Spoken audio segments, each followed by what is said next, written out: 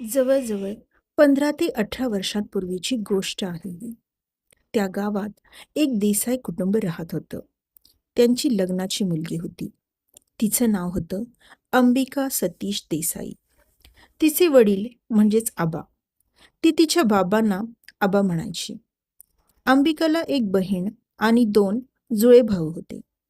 दोन्ही भाऊ अजून शाळेत शिकत होते.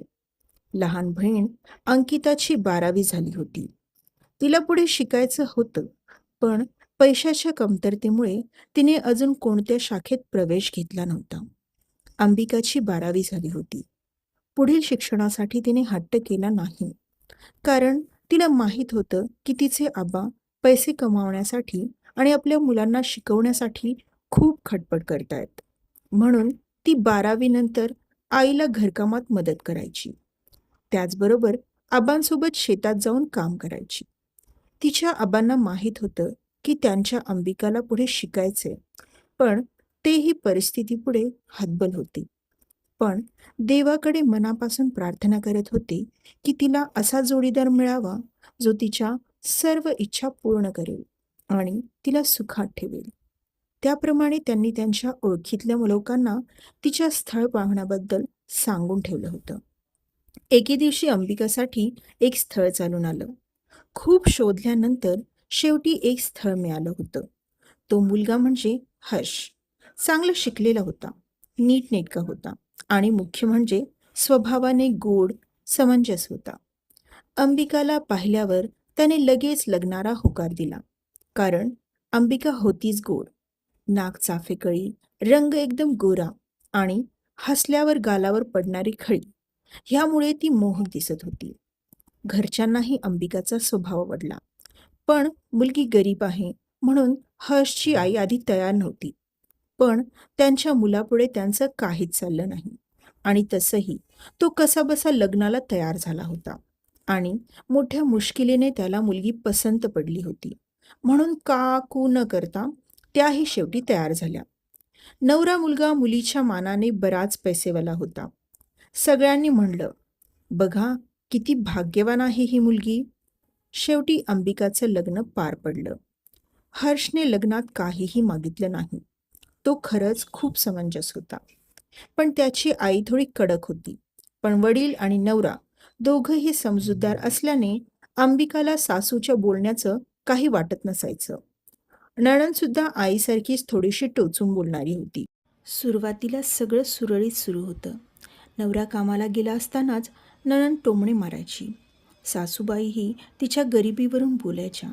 पण नवऱ्याच्या प्रेमामुळे ती सगळं सहन करत राहिली. 6 महिन्यांनी ती गर्भवती असल्याचं समजलं. डॉक्टरांनी काळजी घेण्याचा सल्ला दिला. घरच्यांचा स्वभाव हळूहळू बदलला. पण नवऱ्यानेही आईला आणि बहिणीला बजावलं. तो तिला भरभरून प्रेम देत होता. रोज रात्री तिचे पाय चेपायचा, तिच्या तब्येतीची काळजी घ्यायचा, वेळोवेळी औषध द्यायचा. ती खरंच स्वतःला खूप भाग्यवान समजत होती. 5 महिने असेच गेले. अचानक 6व्या महिन्यात तिची तब्येत एकदम बिघडली. हॉस्पिटलमध्ये दाखल करावं लागलं. डॉक्टर म्हणाले, आई आणि बाळ दोघांची स्थिती नाजूक आहे. लगेच डिलिव्हरी करावी लागेल. शेवटी मोठ्या प्रयत्नानंतर डिलिव्हरी झाली. दोघंही, आई आणि बाळ, सुखरूप होते. सर्वांना हायसं वाटलं. मग 3ऱ्या दिवशी बाळाला आणि तिला घरी आणण्यात आलं. पण त्या दिवशीच तिला खूप ताप आला. ती इतकी आजारी पडली की हॉस्पिटलमध्ये नेताना रस्त्यातच तिचा मृत्यू झाला. तिच्या मृत्यूची बातमी गावभर पसरली. तिचे आईवडील आणि तिची भावंडं तर ओक्साबोक्शी रडत होते. त्यांचं रडणं पाहून सर्वांचेच डोळे पाणावले. नवरा तर वेड्यासारखा वागत होता. तिच्या आईने तिच्या पोऱ्याच्या नावानं हंबरडा फोडला. काही दिवसांनी बाळालाही ताप आला. बाळ तापात फणफणत होतं आणि शेवटी आईविना नवऱ्यांच्या डोळ्यादेखत तेही गेलं. अंबिकाचे घरचे तर अगदी कोलमडून पडले. नवऱ्याचं आयुष्यही कोलमडलं. मनाने तर तो हरवलाच होता. अंबिकाच्या फोटोला बघून एकटाच बडबडायचा. त्याची हालत त्याच्या घरच्यांना पाहावत नसायची. आईने ठरवलं की त्याचं दुसरं लग्न करायचं, मग तर तो सावरेल. म्हणून आईने तिच्या आसपासच्या काही बायकांना सांगितलं. त्याप्रमाणे त्यांचं स्थळ बघणं चालू झालं. काही महिन्यांनी एक स्थळ आलं. त्याच्याच नात्यातली एक मुलगी होती. घरही सुसंस्कृत होतं.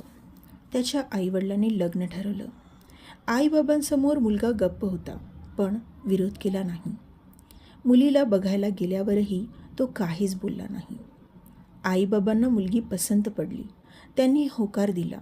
मग 15 दिवसातच आईवडिलांनी साखरपुडा उरकला. एके दिवशी मुलीला घरी बोलावण्यात आलं, जेणेकरून तिची आणि हर्षची भेट होईल, थोडं बोलणं होईल. म्हणून त्या दिवशी ती म्हणजेच जुई आली. पण हर्ष तिच्याशी काही बोलायला तयार नव्हता. मग तिनेच पुढाकार घेतला आणि त्याच्याशी बोलू लागली. पण तो तिला म्हणाला, आई वडिलांसाठी हे लग्न मी करतोय. माझ्याकडून फार अपेक्षा ठेवू नकोस. हे ऐकून ती फार नाराज झाली. पण तिने काहीतरी मनाशी ठरवलं. दिवस वेगाने पुढे जात होते. शेवटी लग्नाचा दिवस उजाडला. हर्ष मंडपात उभा होता. जुई अजून मंडपात आली नव्हती. पण जेव्हा ती आली, सगळ्यांची नजर तिच्यावर खिळली. ती हर्षच्या पहिल्या बायकोसारखीच, म्हणजे अंबिकासारखी दिसत होती, अगदी हुबेहूब. जुईने पहिल्या पत्नीची, अंबिकाच्या लग्नाची साडी नेसली होती. सगळे स्तब्ध झाले. हर्षने पाहिलं. पाहता क्षणी त्याचा चेहरा उजळला. त्याला त्याच्या पहिल्या लग्नाचा दिवस आठवला. मोठ्या प्रेमाने त्याने अंबिकासाठी नऊवारी साडी घेतली होती. त्यात अंबिका अगदी लक्ष्मीसारखी भासत होती.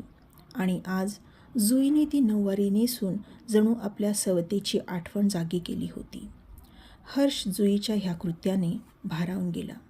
त्याला कळून चुकलं की जुई मनाने खरंच चांगली आहे. मग म्हणून त्याने आपला हात पुढे केला आणि तिच्यासोबत सर्व विधी आनंदात पार पडले. लग्नाची पहिली रात्र आली. जुई सजून तिच्या खोलीत आली. हर्ष म्हणाला, जुई, मला थोडा वेळ दे. माझ्या मनाची तयारी झाली नाही अजून. जुईनेही त्याला समजून घेतलं. हळूहळू ते दिवस सरकत गेले. ते दोघे खूप चांगले मित्र बनले.